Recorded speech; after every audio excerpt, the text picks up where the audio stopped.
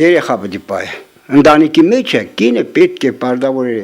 դաստիարակի իր երբ որ ծնավ ունեցավ երեխա, պետք է դաստիարակի հասցնել նվազագի։ Միշա Ավետիսյանի գաղափարները ընտանիքի տղամարդու եւ կնոջ դերերի մասին այսպիսին են, ըստ նրա եվրոպական տարրերը ներխուժելով հայկական ընտանիք ձևախեղել, փոխել են ավանդական ընտանիքի մոդելը։ Հորս պապը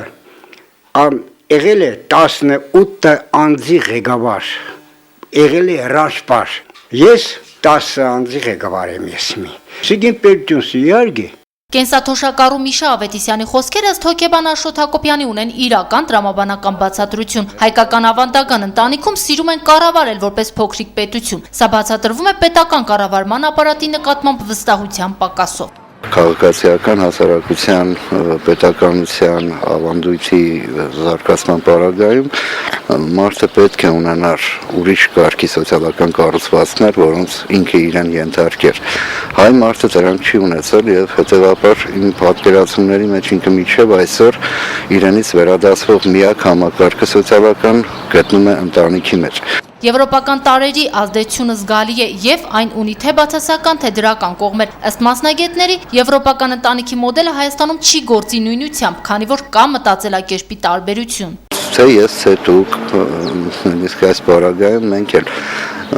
մեզանից միակ սոցիալական կառուցվածքը, որը վերադասում ենք, այսինքն ընդունում ենք այդ արժեքային համակարգը, ենթարկվում ենք, ընդհանուր մինչև այն, որ մենք քաղաքական ընտրությունների ենք գնում, նկատի ունենալով ազգակցական կապերը, նկատի ունենալով ընտանեկան հարաբերությունները։ Այսօրվա հայկական ընտանիքը եվրոպական մոդելի պատվաստումն է հայ ավանդականի վրա։ Արդյունքը այնքան էլ գոհացնող չէ։ Տեր-Նշան քահանան հետաքրքիր օրինակ է բերում։ Հայերն էլ եվրոպացիների օրինակով սկսեցին պայքարել գենդերային խնդիրների համար, մոռանալով մտածել մի պահ, թե հայ կանայք ունեն արդյոք դրա կարիքը։ Հայ ընտանիքի մեջ կինը այսպես ճնշված չի եղել։ Այո, օրինակի համար սվաղ չի արել։ Ինչպես որ մոլդովացի կանայք այսօր անում են Ռուսաստանում եւ բավականին լավ, քառակուսի մետր, 40-50 քառակուսի ամեն օր կարող են սվաղ անել, բայց իմ կարծիքով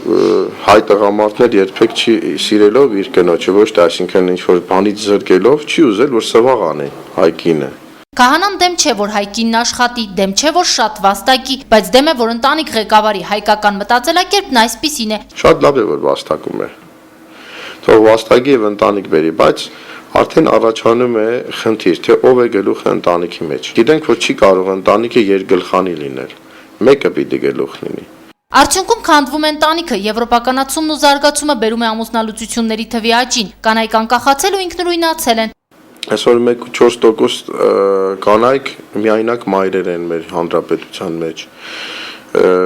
0.1% միայնակ հայրեր են։ Սա ընտանիքի քայքայման մոդել է։ Պակաս դեր չունի նաև սոցիալականը։ Ընտանիքը հովանավորություն չի վայելում պետության կողմից։ Հայ տղամարդիկ ստիպված են այդ հովանավորությունը գտնել դրսում։ Սկզբում աշխատանքի տեսքով, հետո կնոջ։ Իսկ Հայաստանում սա արտահայտվում է միայնակ մայրերի թվի վիճակագրական աճով։ Անձնական դիտարկումների համաձայն